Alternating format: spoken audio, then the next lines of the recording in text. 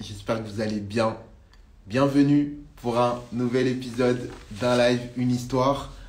Ce soir, on reçoit Monsieur Navarron qui, j'ai envie de dire, était l'un des personnages forts d'une télé-réalité des années 2000, le pensionnat de Chavagne. Il était euh, le surveillant général et en quelque sorte le référent d'un point de vue autorité. Il a marqué énormément de personnes. Voilà, symboliquement, voilà, il symbolisait à la fois l'autorité et puis l'école de nos parents. Alors, est-ce qu'il est arrivé, Monsieur Navarron, ou pas? Est-ce qu'il est là? Êtes-vous là, Monsieur Navarron? Salut, shérif, comment ça va? Ah, voilà, je vois Monsieur Navarron qui est là. Monsieur Navarron, comme lors du test, je vous invite à faire une demande, je l'accepte et on est parti. Alors, est-ce que c'est bon?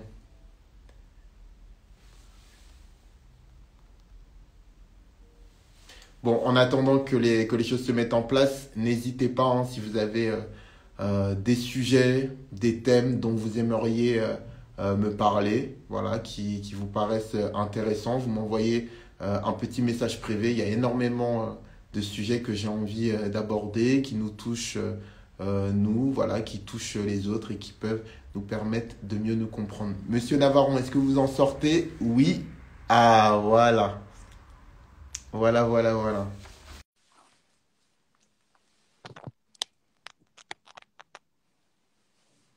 Alors, est-ce que ça fonctionne?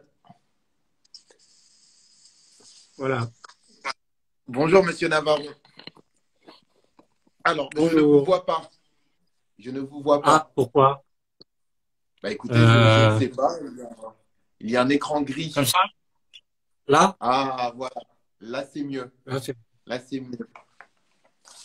voilà. Alors, par contre, alors, essayez de me dire bonjour pour voir si la connexion est fluide. Bonjour Flavien. Bonsoir Flavien. C'est Ok, bon? bon, on va dire que c'est à peu près bon.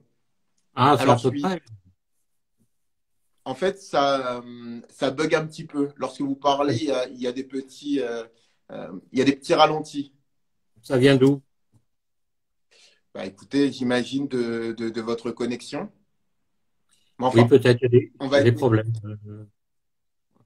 Il y a une on panne va essayer générale de. dans le réseau aujourd'hui. D'accord. Bon, bon.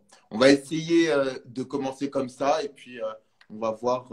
On va voir. Alors, comme je disais, moi, je suis impressionné de vous avoir en face de moi. Non seulement parce que bah, vous avez fait cette émission, mais plus que cela, vous représentiez un peu, bah, on va dire, l'autorité, l'école bah, de mes parents, entre autres. Et en faisant des petites recherches sur vous, je suis tombé sur une phrase, la nostalgie n'est bonne pour personne. Qu'est-ce que ça Mais vous, oui. qu'est-ce que Mais ça vous évoque? la nostalgie, c'est le surplace. La nostalgie, c'est s'arrêter de vivre. La nostalgie, c'est être immobilisé. Il faut être un petit peu nostalgique, mais pas trop, parce que la nostalgie, c'est la négation de la vie, du présent, du futur. Hmm, Il faut pas se laisser engluer par la nostalgie. Il faut aller de l'avant. Il faut avancer. Il faut pas regarder trop en arrière, on n'avance pas. Voilà. C'est la nostalgie, c'est agréable un peu. bah Mais il oui. faut pas se laisser piéger par la nostalgie. Hmm, d'accord. Alors, je Voilà. vous entends pas. Alors, est-ce que avez-vous éventuellement une pièce chez vous où vous avez plus de réseau, où ça capte mieux ou pas? Ben, la meilleure pièce, c'est ici, hein. Bon, Oui, c'est la meilleure pièce ici. Parce que c'est ici qu'il y a la boxe. d'accord, ok. Est-ce que tout le monde entend bien de manière fluide ou pas? J'imagine que oui. Ah, Bon, on va j'ai- essayer. On va continuer. Donc, je vous ai posé cette question sur la nostalgie parce que aujourd'hui, on est dans on va dire, on est dans une période difficile où on a tendance à justement regarder dans le passé. Avant, c'était mieux. Et vous, quand on vous voit, vous symbolisez aussi peut-être bah, une éducation du passé. Donc, en fait, c'est assez surprenant que Bon, vous d'abord, disiez. oui. D'abord, c'était une télé-réalité, hein. Oui, Donc, c'était pas moi vraiment, complètement. d'accord. Donc, il faut pas m'assimiler à 100% à ce personnage autoritaire des années 50. Il y a un peu de D'accord. moi, mais aussi Oui. il y a un peu d'exagération. Quant à dire c'était mieux avant, ça dépend pourquoi, hein. Franchement, je suis très bien dans mon époque et j'aimerais pas retourner en arrière. Non, non, c'est pas. De tout temps, de tout temps, il y a eu des élèves difficiles. De tout temps, c'est pas quand il y en a qui disent que non, non, les élèves difficiles, c'est apparu avec la nouvelle société, avec l'époque moderne, c'est pas vrai. Non, non, il y a des grands philosophes grecs qui ont mis le doigt justement sur certains élèves qui étaient insupportables. On dirait des propos de maintenant. Non, c'était pas D'accord. mieux avant. Ce qui est important, c'est la manière dont on est, je dirais bien élevé, mais je peux m'attirer des critiques, dont on est éduqué. Ça, c'est important, la manière dont les enfants sont élevés, sont éduqués. Ce qui est important, c'est la manière dont les parents parlent à leurs enfants. Ce qui est important, c'est les transmissions. Voilà.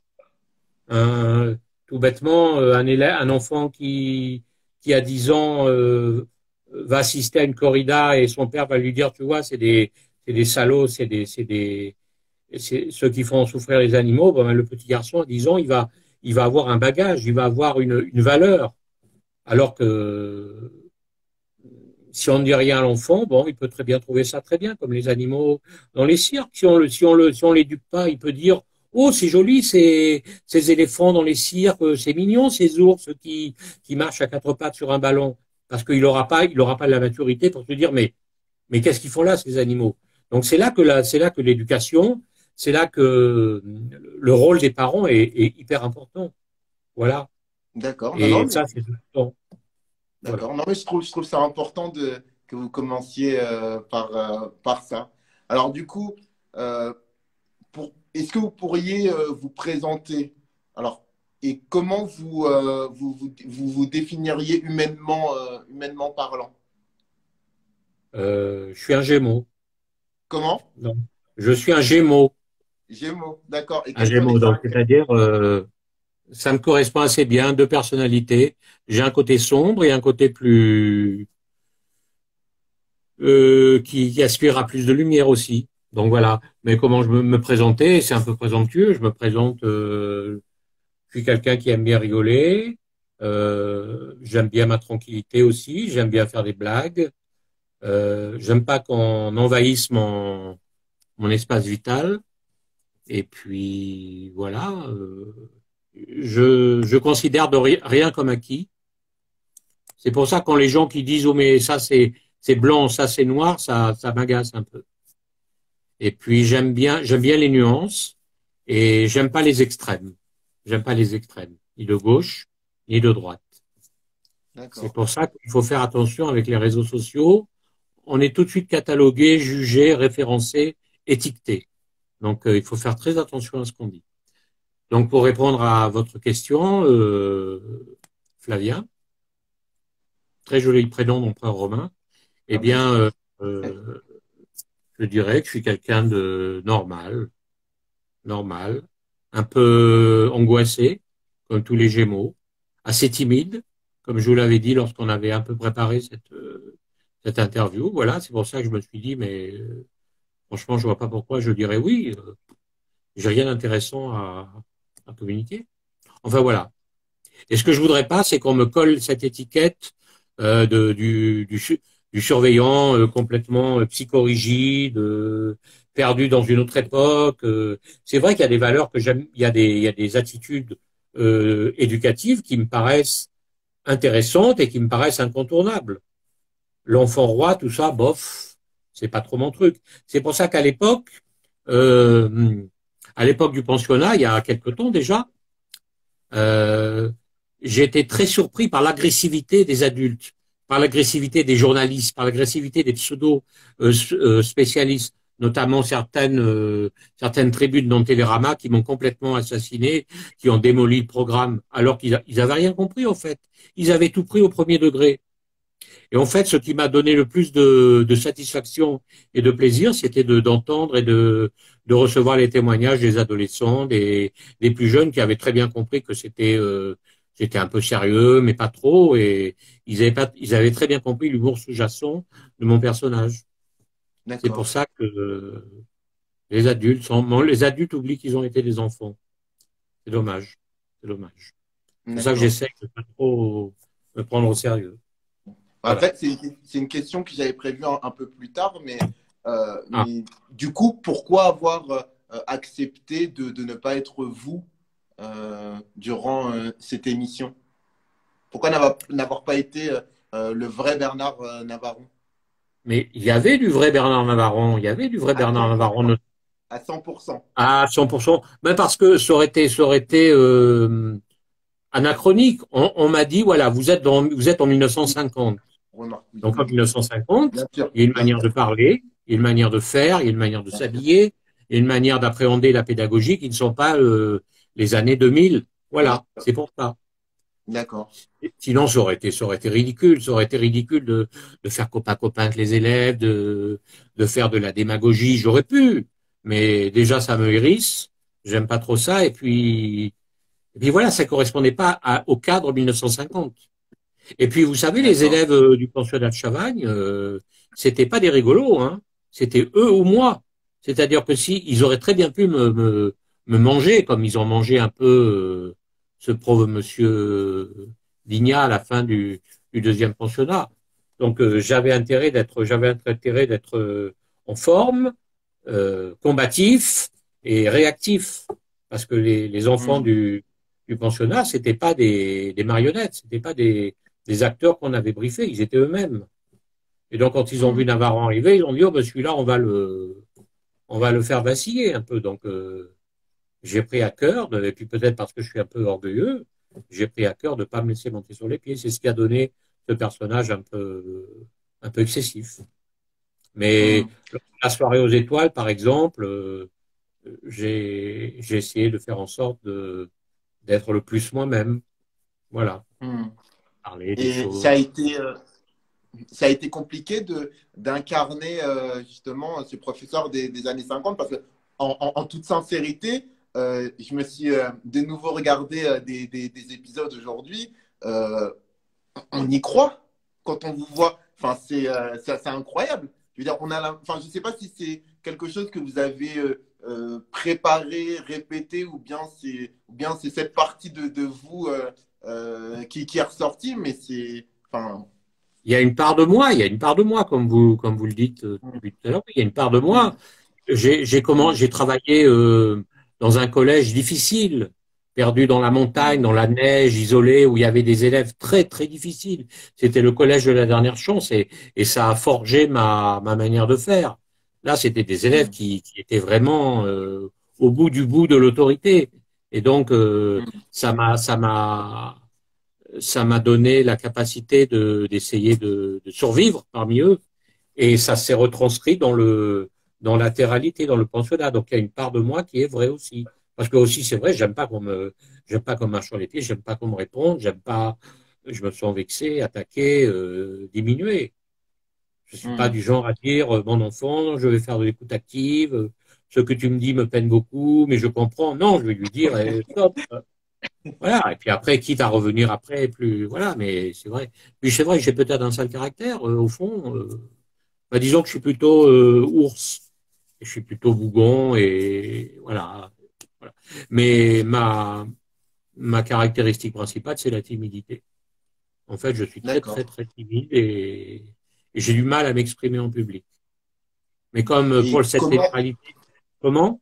Et Pardon? comment avez-vous fait pour mettre cette timidité de côté pour justement passer au premier plan? Et il y a une sous-question là-dedans. Est-ce une timidité ou est-ce un côté réservé? Timidité, réserve et Sous-estimé ou réserve aussi. réservé? Sauf quand je connais bien la personne, je suis un peu moins réservé. Mais disons que dans D'accord. cette télé-réalité, il y avait toute une équipe autour de moi. Donc il y avait des dizaines de Mm, personnes qui travaillaient. Donc j'allais pas mm, commencer ou à faire ma star ou au contraire à être complètement nul, à être c'est-à-dire euh, on a eu confiance en moi pour le casting. Hmm. On a eu confiance en moi. On m'a dit voilà, on va miser sur vous. Donc je voulais pas décevoir tous ces gens-là. Je voulais Hmm. pas décevoir tous ces gens-là. D'un côté, j'étais timide, mais de l'autre côté, je me disais, il y a la caméra, je veux pas passer pour un, je veux pas passer pour un imbécile, je veux pas me ridiculiser, donc je vais essayer de faire ce qu'on me demande. Et au-delà, je vais donner une partie de moi aussi, voilà. Mais Hmm. c'est vrai que c'était difficile parce que je suis pas quelqu'un qui va vraiment comme ça en avant, voilà. Alors, Mais au alors, départ, vous savez, le personnage Navarro n'était pas destiné à sortir du lot, hein. d'accord. Bon. Alors, bon, je vais rembobiner un petit peu.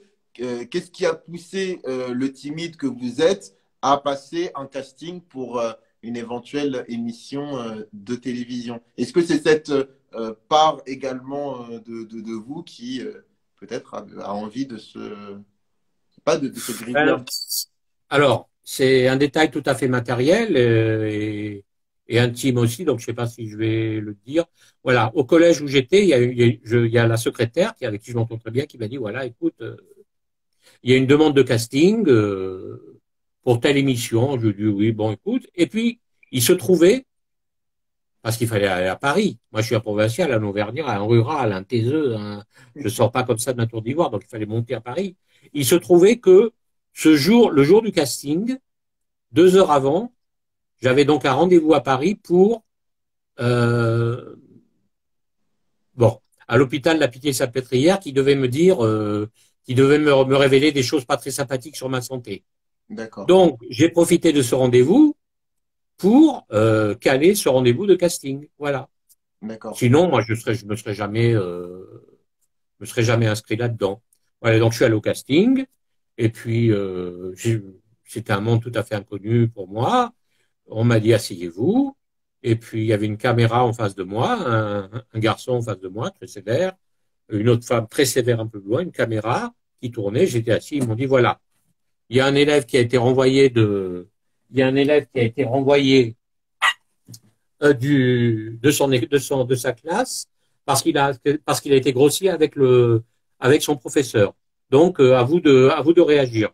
Et donc là j'ai fait mon numéro quoi. J'ai un peu forcé de trait, j'ai crié, j'ai fait un numéro voilà qui a été tellement crédible qu'il y a les 2 agents de sécurité qui sont venus, qui ont frappé à la porte, qui ont dit voilà il y a un problème, est-ce qu'il faut intervenir? Et les personnes qui étaient en face de moi ont dit non non non c'est rien, c'est pour un casting, non. Voilà, puis après je suis rentré chez moi. Tu me fatigues toi, je vais te mettre à la SPA.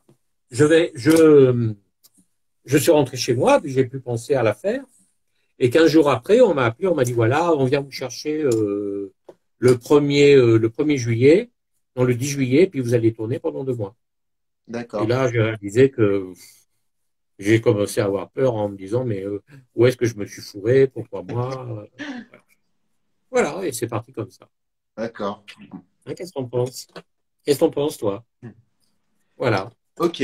Alors, du coup, pour la personne qui est, finalement bien ancrée dans son époque, qui est quelqu'un de mesuré, qu'est-ce que ça vous fait de symboliser, comme je le disais en introduction, ce côté un peu vieille France? Est-ce que c'est quelque chose qui vous plaît ou finalement, c'est... Bah, je préfère passer pour un maître autoritaire que pour un junkie complètement défoncé, shooté. Vous voyez, Oui. voilà, voilà. D'un autre côté, quand je tombe sur des gens qui me disent oh, j'ai très bien, vous avez de l'autorité, avant c'était mieux, il y a trop de laxisme dans le pays, vous voyez des gens avec des idées extrémistes Hmm. de droite, pour pas Hmm. dire Oui, voilà, bien sûr. ça me hérisse, ça me saoule, donc c'est pas moi parce que c'est pas moi, c'est pas Hmm. moi.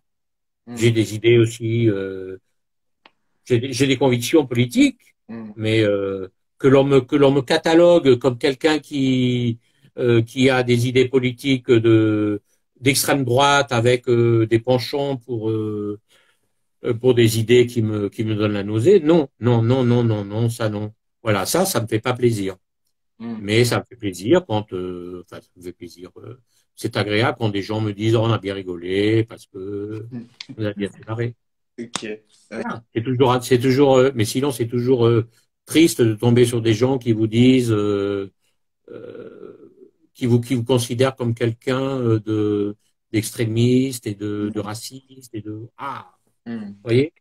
D'accord. Ok. Voilà. Alors, que ce soit par contre, que ce soit le Bernard Navaron de l'émission ou le Bernard Navaron d'Instagram, ils ont le sourire rare. C'est rare de les voir sourire. Pardon, j'ai un peu besoin de vodka. Non, c'est pas le cas. Bon, alors déjà Instagram, j'ai très très peu d'abonnés. Alors je vais faire le point sur Instagram. Bon. D'accord. J'ai Il très faut pas, peu, il j'ai faut très pas peu éviter d'abonnés. ma question sur le sourire. Non, non. Je veux Alors, dire, j'ai très peu d'abonnés sur Instagram parce qu'en fait, il y a beaucoup de, en ce moment, paraît-il, de gens qui regardent, de jeunes qui regardent la rediffusion du pensionnat sur YouTube. Mais malheureusement, ce sont des mineurs et je vais pas accepter leurs invitations. Donc, si certains m'entendent maintenant, les gars, je peux pas, les gars et les filles, je peux pas vous accepter comme sur mon groupe Instagram parce que vous êtes trop jeunes. Ce serait pas correct. Et puis sur Instagram, je mets le minimum de photos. C'est pas, j'en mets un peu plus sur Facebook, mais sur Facebook, c'est pareil. J'ai pas 150 000 ou 3 000 ou 2 000 amis. J'en ai peut-être 60, 70, vous voyez. Pour la question du sourire, ben, c'est vrai, je suis pas quelqu'un qui sourit beaucoup. Euh, Peut-être par éducation, par timidité. d'accord.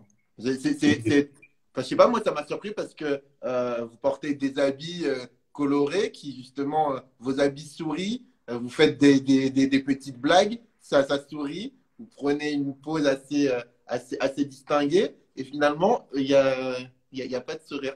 J'avoue que ça m'a. c'est Je sais parce pas. que j'ai un humour plutôt pince sans rire, plutôt anglais. Bon, D'accord. parce que je suis timide, peut-être parce que c'est vrai que j'ai du mal à sourire. Beaucoup me le disent. Oui, j'ai du mal à sourire. Peut-être parce que je suis pas très sûr de moi. Peut-être parce que, D'accord. comme tout le monde, voilà, voilà, je saurais pas trop. D'accord. Non, non, mais très bien. C'était Ça c'était fait par partie de moi. curiosité. Mais des fois, Ok. ça m'arrive. Alors, Des fois, ça m'arrive. comment? Des fois, ça m'arrive de sourire. D'accord. Ok. Alors, Bon. il y en a qui Bon, me disent, peut-être là, que on n'arrive pas à te voir. Qu'est-ce que je peux leur dire à ces gens? c'est un peu ce que je disais. Je crois que c'est la connexion qui est un peu, qui est un peu brouillée, mais malheureusement, on peut pas Vous faire voulez que je me grand-chose, balade hein. dans la maison avec mon téléphone?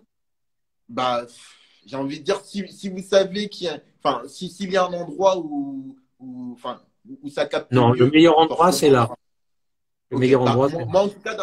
Moi, en tout cas, là, je vous entends beaucoup mieux qu'au début. C'est beaucoup moins saccadé. Donc, à Et la moi, je vous rigueur, vois. on peut. Ok, bon, bah, Et écoutez, vous, on alors, a Flavien, qu'un. vous êtes qui? Et si on parlait de vous un peu, parce que moi, je suis rien de vous. Bah, écoutez, allez-y, mais bon, là, c'est votre interview, mais allez-y si vous Oh, avez une d'accord, question. d'accord. On fera une autre avec vous, alors. Voilà, D'accord, qu'est-ce que ok. Donc, alors, euh, en regardant l'émission, et même si c'était, on va dire, un jeu, on sentait malgré tout que derrière l'autorité, il y avait, dans votre manière de vous tenir, de parler, de vous vêtir, et je dirais même de vous apprêter une certaine sensibilité, un petit côté précieux, et même une fibre artistique. précieux, Est-ce que c'est. précieux, précieux, c'est un peu péjoratif, précieux, hein? Bah Précieux. non, pourquoi? Non, Hmm. non, non, Oui, non.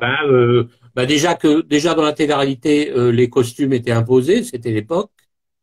À l'époque, Oui, les mais professeurs, mais, non, mais bien sûr, mais ce que je veux dire par là, c'est que même quand vous êtes hors télé-réalité, je trouve que vous avez le petit souci du détail. Enfin, ah, vous êtes élégant. j'ai horreur du laisser, Il n'y a j'ai pas. horreur du laisser aller. J'ai horreur du laisser aller.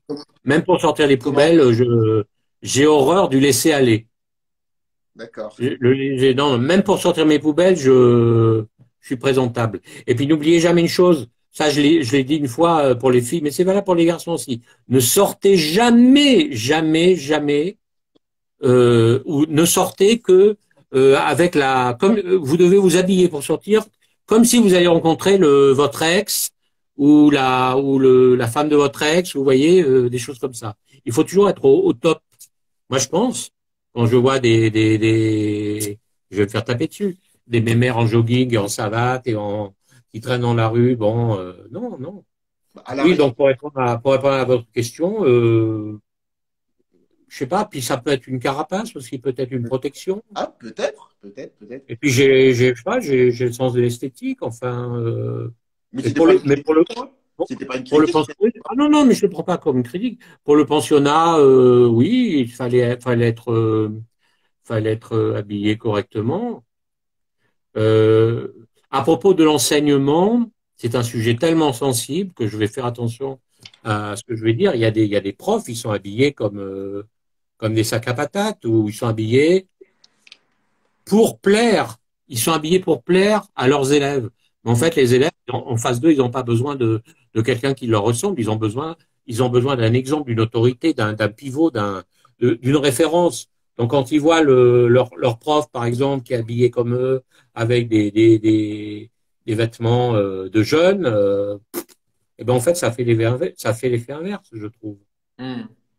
Enfin bon, il y a des vêtements qui vont, il y a des vêtements qui vont pas. Bon, vous faisiez l'autre fois une interview intéressante qui a parlé de mode un peu. Mhm. Il y a des incontournables dont on peut pas faire l'impasse. Par exemple, les chaussettes et les claques. Non, non, non. Bref, je m'égare. Non, non, non, non, mais pas de problème. Mais juste un petit détail, moi, si je devais voir mon ex ou la mère de mon ex, j'aurais pas forcément envie de bien m'habiller. Par contre, si vous me dites que je vais rencontrer la personne et qu'il y a potentiellement possibilité que je rencontre la personne avec qui je vais partager ma vie, là, effectivement, j'aurais peut-être envie Là oui, il faut être au top parce que vous savez jamais quand est-ce que vous allez rencontrer la femme ou l'homme de votre vie. Oui. Jamais. Donc si ce jour-là vous le rencontrez, vous êtes pas au mieux de votre forme physique et vestimentaire, voilà. Et même si vous croisez votre ex, Mm. si votre ex vous croise et qu'il a en face de vous une sorte de zombie crasseux, mal peigné, mal rasé, habillé avec n'importe quoi, il va se dire, ah ben j'ai bien fait de le quitter celui-là ou celle-là. Par contre, si votre ex en face, il trouve quelqu'un qui est au top, il Mm. va se dire, ah ouais, tiens, en fin de compte, il est pas si mal que ça, il est pas si mal que ça. J'aurais peut-être mieux fait de le garder, vous voyez ce que je veux dire?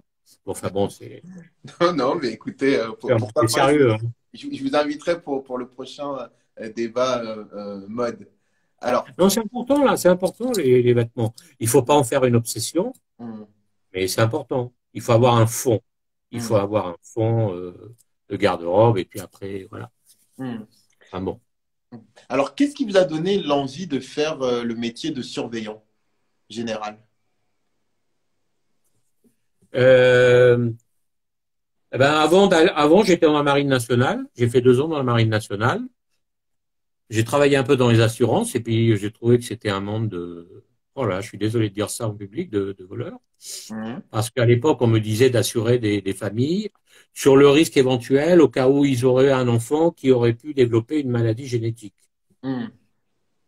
Euh, alors attendez, je réponds à un truc parce que et donc euh, et donc voilà. Et donc j'ai travaillé un peu dans les assurances, puis après bon, je sais pas trop quoi faire. Alors mon père qui était instituteur m'a dit voilà, écoute, il y a une place qui se libère dans un collège dans la montagne, il cherche un surveillant, tu vas aller là-bas. Et moi je dis bon, j'ai écouté papa. Mhm. J'y suis allé et je me suis trouvé dans un milieu mais anxiogène.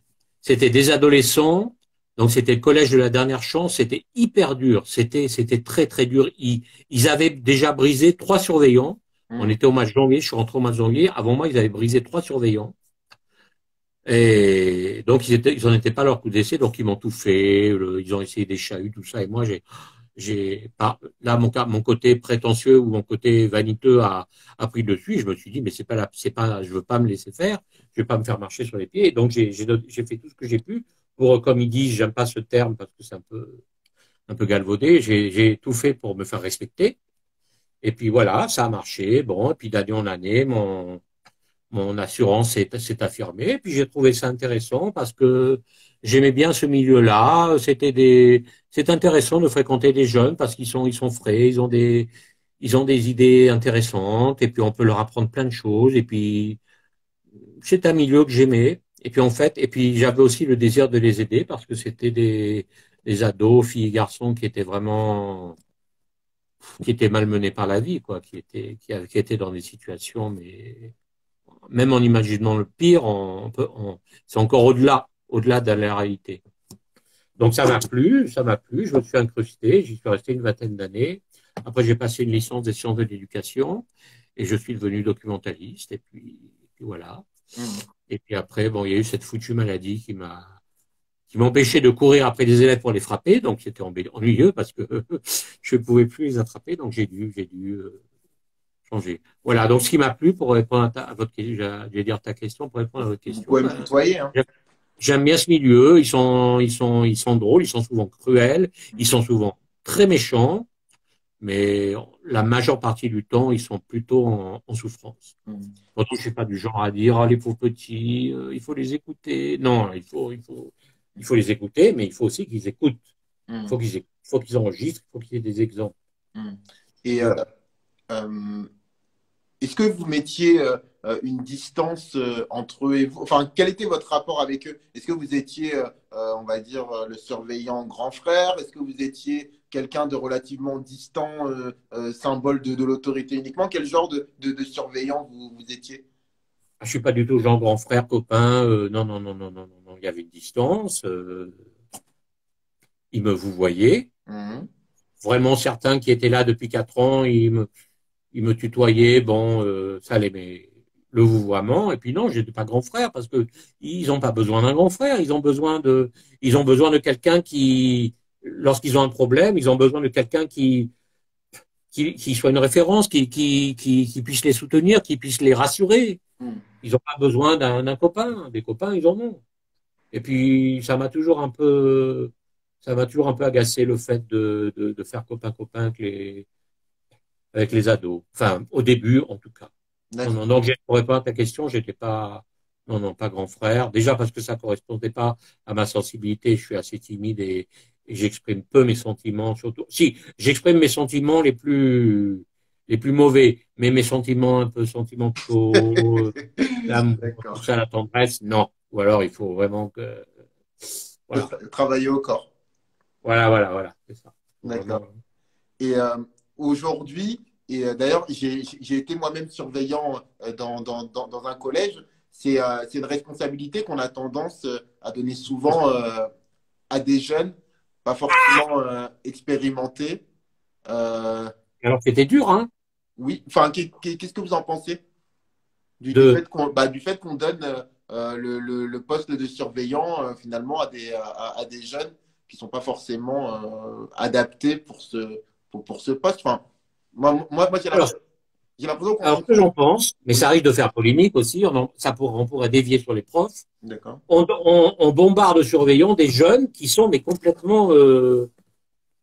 complètement sans expérience. Hmm. Donc, s'il se trouve que 1 sur 10 ou 1 sur 20 aura l'étoffe d'un surveillant, va pouvoir bien faire son métier, mais la plupart du temps, on leur demande des choses qu'ils sont incapables de faire parce on les a pas formés. Hmm. Ou alors quand ils commencent à avoir du bouchon, de la bouteille, du métier, on leur dit ben voilà, c'était un contrat d'un an, maintenant partez, c'est un contrat aidé, on va pas vous garder. Vous comprenez? Moi, dans l'établissement où j'étais, après moi, il y a eu un nouveau système d'embauche, ça s'appelait les TUC, travaux d'utilité collective. Après, il y a eu les emplois aidés, c'est-à-dire on embauchait des jeunes pas chers, on les payait une misère. Et au bout au bout d'année scolaire, quand ils commençaient à bien connaître les ficelles du métier, bien l'établissement, on leur disait, allez, on peut pas vous embaucher, on va prendre un nouveau. Donc, Hmm. voilà. Mais il y a des vocations. Moi, j'ai beaucoup de témoignages de jeunes qui m'ont dit, moi, je fais surveillant, j'aime ce que je fais, c'est difficile, vous m'avez un peu aidé. Alors, bon, je sais pas comment j'ai pu les aider, mais Bah, je vous avoue que je me suis complètement inspiré de Monsieur Navarron, pensionnat de Chavagne, hein, pour Mais ça peut vite devenir une caricature, hein, il faut. c'est vrai. Et puis, vous savez, être monsieur Navarron du pensionnat de Chavagne, nerveusement et physiquement, ça épuise. Ah bah Le j'imagine. soir, Ah ben le j'imagine. soir, est lessivé. Hmm. On est... Et Mais c'est ce qu'on me demandait, hein. hmm. Moi, les producteurs, ils m'ont dit, voilà, on est en 1950, euh, voilà, ils m'autorisaient pas mal de choses, Hmm. sauf de les frapper. Alors j'ai dit, c'est bien dommage. Non, je plaisante, j'ai pas dit ça. Voilà. Hmm. J'avais pas le droit de les frapper, ce qui est normal, bien sûr. On frappe pas les enfants. Mais à l'époque, vous savez, il y avait des méthodes que j'aimerais, que je dénonce, hein. Moi, quand j'étais, même moi, j'ai pas 100 ans, mais quand j'étais écolier, je trouve qu'il y avait des enseignants, des instituteurs qui avaient la main lourde, hein, Hmm. et donc il y a c'est pas des exemples c'est pas des exemples à prendre. Vous êtes déjà tombé sur un vrai monsieur Navarron quand vous étiez élève? Non. Non, jamais. D'abord à l'école, il y avait des instituteurs. Hmm. Après, au collège où j'étais, c'était des surveillants qui étaient fuyants. C'était pas il y a 100 ans, hein, c'était dans les années 80. Hmm. Et j'ai jamais été interne. Et au lycée, il y avait pas de surveillant. Non, non, j'ai jamais eu de surveillant dans mon entourage. Hmm.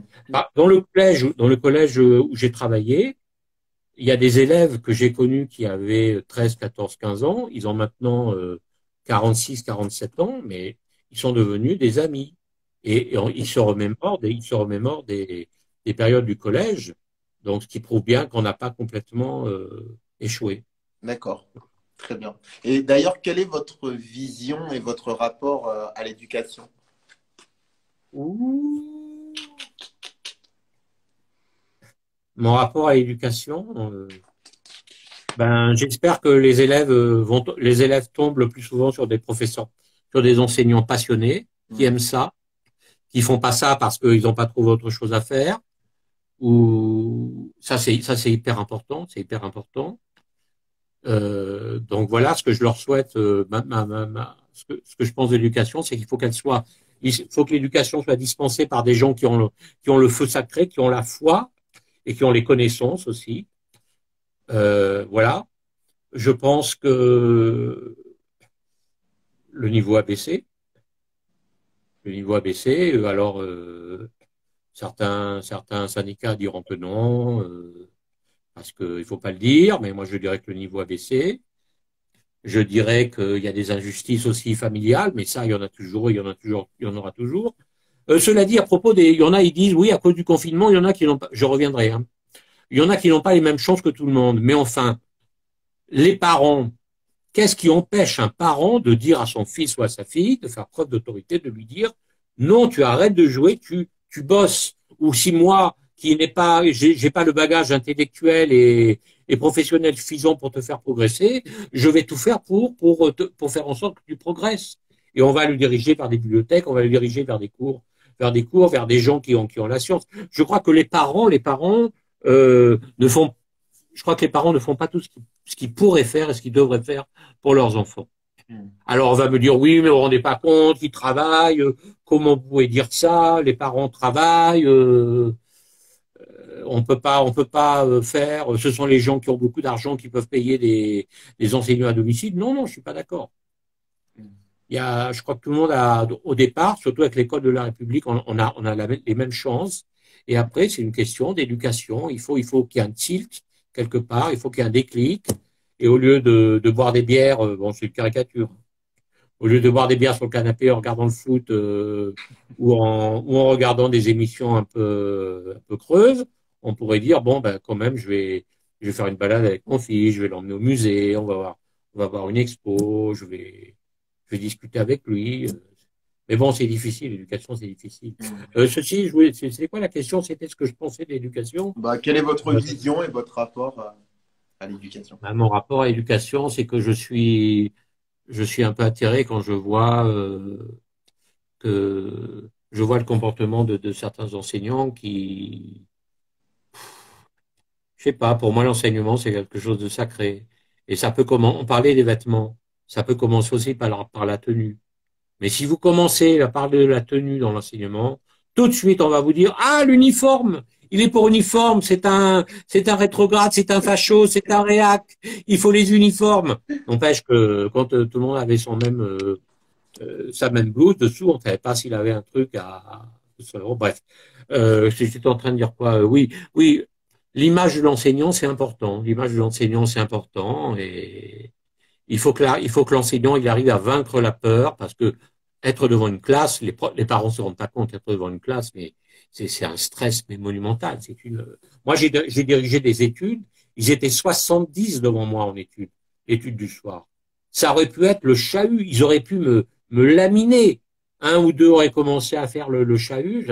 Donc, il faut vaincre sa peur. Il faut réfléchir. Il faut faire preuve de psychologie pour essayer de dompter. Oui, il faut dompter les élèves. Hmm. Une fois qu'on a réussi à les dompter, ça va tout seul après. D'accord, Pour répondre à la question, ce que je pense de l'enseignement, il faudrait qu'ils soient mieux formés, hmm, plus formés et mieux formés. d'accord. Je dirais bien quelque chose, mais là, je vais me faire tuer. Je vais me faire tuer. Surtout avec le truc MeToo, machin. Mais bon, je le dis. Je vais me faire assassiner. Alors, comment je pourrais le dire d'une manière un peu douce? Il n'y a pas assez d'hommes dans l'enseignement. Parce que comme les femmes sont plus intelligentes et ont beaucoup plus de facilité à être ultra diplômés par rapport aux hommes qui sont un peu à la traîne. Il y a énormément de personnels enseignants, ce sont des femmes. Il y a sur 10 enseignants anglais, il y en a 8, ce sont des femmes. Et malheureusement, on leur a parlé de, on leur a, elles ont leur diplôme pour enseigner, mais c'est tout ce qu'elles ont. Elles n'ont pas le savoir-faire.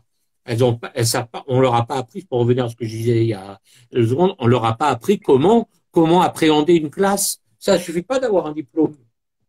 Et malheureusement, bon, il y a des hommes aussi, Oui, c'est la même chose. euh, Enfin, c'est il y a pas des hommes et des propre. femmes, ils arrivent, ils ont leur diplôme, d'accord, ils sont super diplômés, mais alors devant la classe, c'est rien.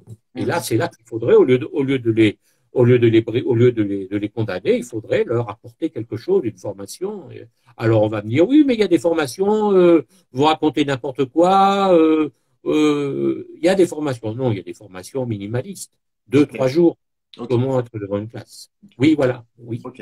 Et alors, Je vous saoule un peu, je te saoule un peu. non, non, J'ai non, non, non, non, non, pas du tout. Je trouve, moi, je suis là pour avoir votre vision et savoir qui vous êtes. Mais alors, du coup, moi, ce qui m'intéresse, c'est quel élève était Bernard Navaron et quelle éducation il a reçue. J'étais un élève timide. Oui, J'étais timide, introverti, parce que j'étais avec des instituteurs et des institutrices qui ne me plaisaient pas du tout. Si j'étais vulgaire, je me déchaînerais. C'était des mémères qui avaient pas d'empathie, qui étaient ça passait pas. Mon père était instituteur, donc j'étais dans sa classe et peut-être qu'à cause de ça, j'ai eu des mauvais rapports avec les autres. Donc voilà, quel élève j'étais? J'étais un élève assez timide, qui était bon au français, qui était bon à l'oral. J'aimais bien l'histoire, la littérature, la poésie. J'ai toujours eu horreur des maths parce que je suis jamais tombé sur quelqu'un qui m'explique, quoi. Je suis toujours tombé sur des profs de maths, surtout au collège, qui bossaient pour ceux qui savaient. Voilà. Donc j'étais plutôt littéraire. J'ai passé un bac littéraire, philosophie lettres. oui, Mon éducation, bah, j'ai une éducation une bonne éducation. Ma mère était professeure d'espagnol, mon père était instituteur. Ils étaient, C'était des enseignants. Oh là là, là aussi je vais me faire tuer. Je vais me faire tuer. C'était des enseignants qui, en dehors de leur matière, connaissaient, avaient une culture encyclopédique. C'est-à-dire que ils m'ont appris beaucoup de choses, ils s'intéressaient à tout, on lisait beaucoup. Non, ils me forçaient pas à lire, mais il y avait des bibliothèques dans toute la maison, il y hmm, avait des centaines de livres dans toute la maison, donc ça m'a influencé. Mes parents aimaient l'histoire, mes parents aimaient la culture, voilà, et ça a influencé, ça a déteint sur moi. Et j'ai une éducation dans laquelle, on n'embrassait pas ses parents. C'est pour ça que on embrassait pas ses parents, on souriait pas à table, on coupait pas la parole à table, on se précipitait pas vers le père en arrivant, ah papa, mon petit papa chéri, vous voyez, c'est des choses que je regrette maintenant. C'est pour ça quand je vois des enfants qui sautent au cou de leur père, je trouve ça c'est comme si j'étais un extraterrestre. Voilà, donc j'ai d'accord. une éducation assez stricte mais une bonne éducation. On s'est bien occupé de moi. Mhm. Voilà. Et vous Voilà. étiez plutôt Victor Hugo ou La Fontaine? Ah, ah, les deux en général. Non, vous Les n'avez deux. pas le droit de dire les deux. Ah, bah, j'étais peut-être plutôt Victor Hugo alors. Il y a plus de liberté, les opprimés, tout ça, les animaux, tout ça. D'accord. Voilà. J'espère que vous avez la référence. Oui, oui, j'ai la référence, tout à D'accord. fait. Bon. À cause du garçon, oui, oui, j'ai la référence. D'accord. Très bien. Alors, j'aimerais avoir votre avis sur sur une citation. Alors, si vous deviez trouver toutes les vertus, tout le profit qu'on tire du respect des règles, il vous faudrait plus d'une vie. C'est pour cela que nous, adultes, nous vous l'imposons. C'est en faisant confiance, en acceptant la discipline que nous vous imposons que vous réussirez. Oh, c'est de la philosophie, ça, c'est un devoir de philo. Bon, ok, et à qu'est-ce que je vous dis? Ben, si les adultes essayent de, vous savez, on, on veut imposer des règles, on veut imposer des exemples, mais nous-mêmes, est-ce qu'on est capable de les suivre ces règles? Est-ce qu'on est capable de d'être un exemple nous-mêmes? C'est pas sûr.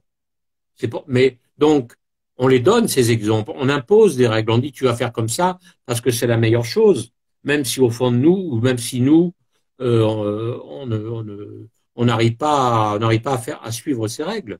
Mais peut-être que justement, en semant ces graines dans des esprits jeunes, dans des esprits malléables et nouveaux, peut-être que eux, ils vont réussir et eux, ils vont progresser.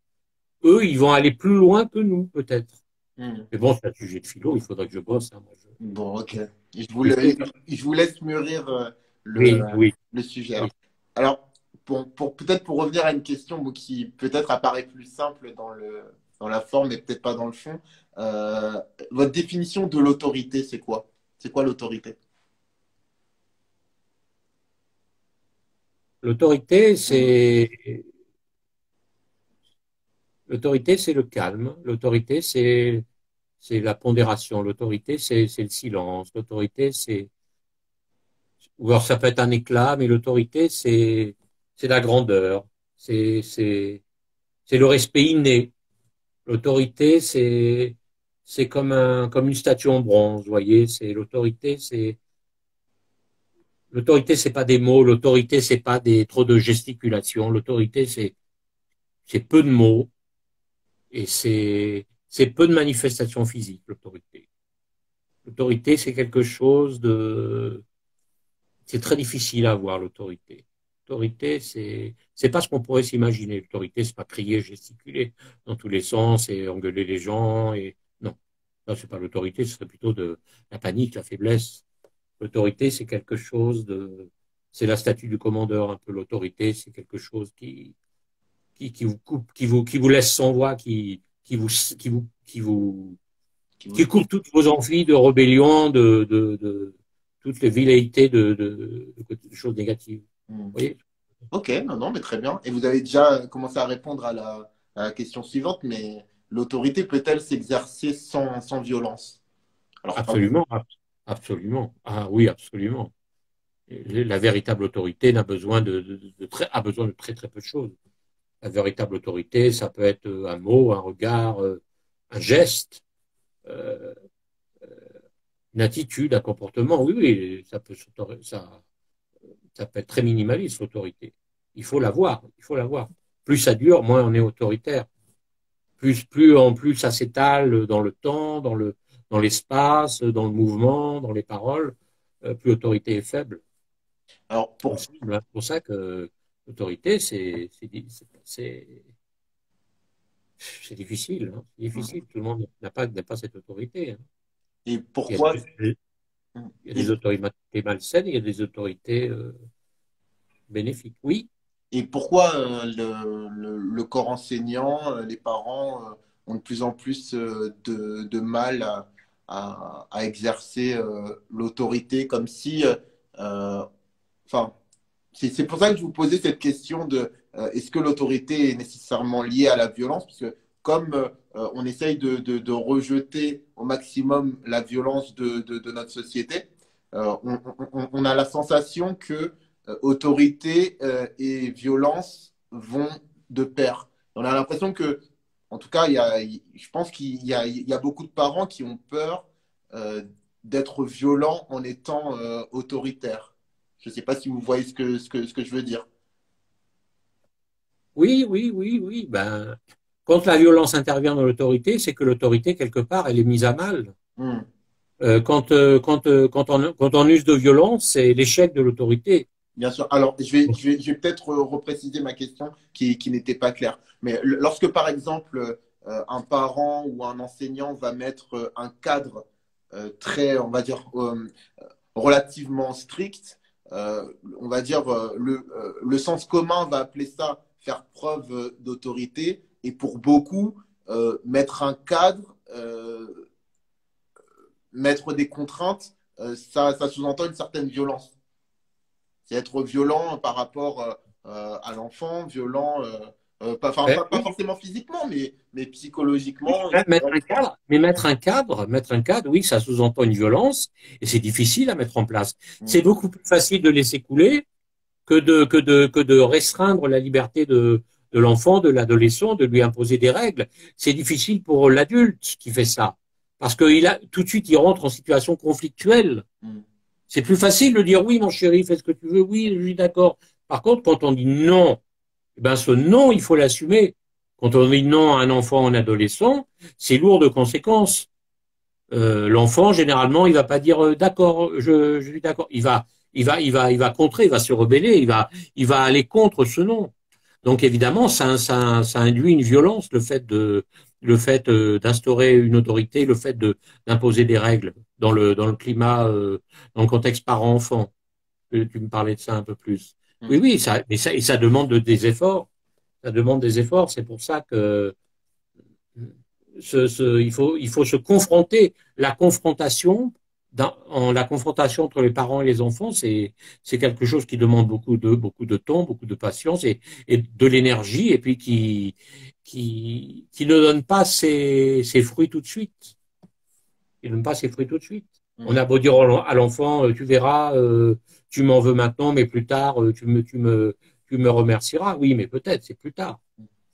Oui, oui, c'est pour ça que c'est un travail. C'est difficile, c'est pour ça qu'on ne peut pas jeter la pierre aux parents en leur disant, ah, mais vous n'avez aucune autorité avec vos enfants. Voilà. Mm. C'est pour ça qu'il y a des émissions comme Super Nanny, auxquelles je lance un message parce que j'ai très ami avec elle. Euh, Ça vous dit vous quelque parlez chose? de Super Nanny Cathy, la blonde? Oui, ben oui, pas Ah ben, j'en sais rien. l'autre, elle est gentille, mais bon, la vraie, oui, oui, je parlais d'elle parce qu'on a fait plusieurs émissions ensemble et on avait bien accroché. Oui, bah, elle avait l'air très gentille, Elle était très cette dame. gentille. Très, très, très, très gentille. Et puis, elle avait l'air Ouais. d'aimer profondément son métier et les enfants. Ah oui, de toute façon, si on n'aime pas son métier, ça se voit, ça se voit, ça se voit par rapport, les enfants le voient, les ados le voient, et puis on est mal. Hmm. On est mal. Ok. Alors, qu'est-ce que vous retenez de vos expériences au pensionnat de Chavagne et de Sarlat? Et est-ce qu'il y a un élève peut-être qui vous a, je sais pas, peut-être plus touché qu'un autre ou plus un petit Ah peu, ben oui, bien sûr, mais je ne le dirais pas. un Je peux pas le dire. Ben, petit coup? ça serait indélicat vis-à-vis d'autres élèves. Mais c'est vrai qu'il y avait des enfants qui étaient beaux, il y a des élèves, il y avait des enfants assez durs. D'ailleurs, on en a renvoyé un Oui. au premier parce qu'il était, lui, ce garçon, il n'avait pas compris. Hmm. Il n'avait pas compris que, en étant ordurier, violent, insolent, ben, en fait, ça n'arrangeait pas ses affaires parce il travaillait contre lui. On ne Hmm. pouvait pas garder parce qu'il était dangereux pour lui, il était dangereux pour les adultes et il était dangereux pour les autres enfants. Hmm. Donc, ce garçon, il avait rien compris, donc il était un peu stupide. Mais c'est vrai qu'il y avait des enfants dans le pensionnat 1 et 2, qui avaient besoin de plus d'attention, Hmm. qui étaient sensibles, qui étaient un peu déconcertés par cette ambiance schizophrène. Parce que d'un côté, c'était vrai, Hmm. D'un autre côté, c'était faux. Vous voyez? On leur disait, c'est une télé-réalité, mais de l'autre côté, M. Navarro, il existe vraiment, il va vraiment vous... Voilà. Alors, ça avait quoi de ça pouvait perturber certains, hein. Mais oui. Et Voilà, donc oui, oui, j'ai des bons souvenirs, j'ai des relations encore avec, je peux le dire, avec Romain du pensionnat. d'accord. Je suis un peu ce qu'il est devenu. Il a une belle femme, un beau bébé. Il est toujours un peu tête brûlée. Voilà. Et c'était quelqu'un qui avait un fort caractère. Et puis, je me souviens de Gaëtan dans le pensionnat 2 qui était aussi attachant parce qu'il était un peu, vous voyez, ça dépend, c'est le feeling, Ok, c'est non, voilà. non, non, mais très J'ai bien. horreur, de toute façon, j'ai horreur dans la vraie vie comme dans le pensionnat, j'ai horreur des élèves un peu lèche-bottes, un peu, vous voyez, oh, monsieur Navarron, j'ai horreur de ça, j'ai horreur de ça. Même, même au collège, j'ai horreur de ça. Ça c'est Mais, comme une sorte de colle, vous voyez, de convite. Je mais, préfère avoir en face quelqu'un qui me contre oui. vraiment, et que je vais contrer après, bien sûr, et dont j'aurai le dessus, parce que c'est comme ça la vie, hein. Je préfère avoir ça qu'en face de moi quelqu'un qui est mielleux, quelqu'un qui est. Mais pourtant, on a l'impression que c'est l'inverse. Pour le coup, c'est l'inverse du monsieur Navarron du pensionnat. Moi, j'ai l'impression que le monsieur Navarron du pensionnat, enfin, je sais pas, un élève un peu lèche-botte, il l'aurait pris un peu comme son lieutenant. Enfin, en tout cas. Oh. Non, mais je sais pas, mais en tout cas, Ben, c'est toujours utile, les larves, c'est toujours utile. Mais vous savez, les gens soumis, on les utilise, mais est-ce qu'on les respecte? Vous voyez ce que je veux dire? Quelqu'un qui est trop soumis, on a, au fond de nous-mêmes, on- je vais un peu loin, c'est pas du mépris, mais on a plus de considération pour un ennemi solide que pour quelqu'un qui est trop souple, qui est trop mou, qui, Hmm, qui dit oui à toutes vos réflexions, vous voyez? hmm. Alors, justement, pour revenir sur un point que vous souleviez tout à l'heure et qui était important, est-ce qu'on peut exercer une véritable autorité avec la présence des caméras? Est-ce que c'est possible? Parce que lorsque, par exemple, on vous voyait hausser le ton, enfin, je veux dire, on voyait bien, par exemple, que les élèves ricanaient d'autant plus, riaient d'autant plus que bon, ils savaient qu'il y avait le côté un peu télé-réalité, que c'était pas tant sérieux que ça. Et comment on fait pour exercer Alors, l'autorité? en fait, non. Non? Les caméras, ils les oublient, les enfants, mais alors à une vitesse D'accord. grand V. Ah, D'accord. ils les oublient vraiment. Ok. Ils sont eux-mêmes, ils font pas de scénario, ils les oublient. Moi, la consigne était de les oublier. Mais bon, Mm. je suis un adulte. Donc, j'oubliais pas complètement les caméras. Ok. Il nous Donc, reste 1 minute 56. comment? Il nous reste 1 minute 56. Oui, et ben donc je faisais en sorte de les oublier, mais pas trop. Et quand les élèves me tenaient tête, comme vous dites, quand ils ricanaient, effectivement, là, je les oubliais à 100% parce que c'était eux et moi, et je voulais pas paraître ridicule, sachant d'autant plus qu'on était filmés, vous voyez. Mm. Mais en règle générale, on les oubliait. Mm. Vraiment. C'est une grande question, c'est une question qui revient souvent. Les caméras, on les oublie. D'accord. Et celui qui les oublie pas, c'est quelqu'un qui passe pas. Ok. Voilà. Alors, avez-vous, bon, moi, enfin, comme d'habitude, j'avais plein d'autres questions, mais bon, le temps passe trop vite. Pas trop. Avez-vous un dernier message à passer en 1 minute 12 secondes? Un Un dernier. message mondial, genre Greta Thunberg Un message à tout votre fan club, ou alors Ah, à mon fan club. ou à tous Eh ben, ceux écoutez, je suis les gars et les filles, je suis très content, je suis très étonné qu'il y ait tant de gens qui regardent le pensionnat et qui surtout qui me contactent. Donc, il faut pas oublier que j'ai 10 ans de plus, hein, et que je peux pas être ami avec tout le monde, et que il faut arrêter de me demander si c'est vraiment moi. Oui, c'est vraiment moi. Et puis, il faut pas oublier que je suis pas uniquement figé dans le pensionnat. Le pensionnat, c'était avant. Maintenant, il y a un nouveau Bernard Navarron. Et voilà. Mais sinon, je vous remercie vraiment de toute l'attention que vous me portez et de toute la considération que vous semblez avoir pour le personnage et un peu pour moi. Ça bah, fait toujours plaisir. bah, j'ai Ça envie de fait dire, toujours- maintenant que j'ai rencontré l'homme, on va dire que je préfère l'homme au personnage, même si j'avoue que le personnage me fait beaucoup rire. Oui. Ben, je peux. Je suis un peu des deux. D'accord. Il reste 3 secondes.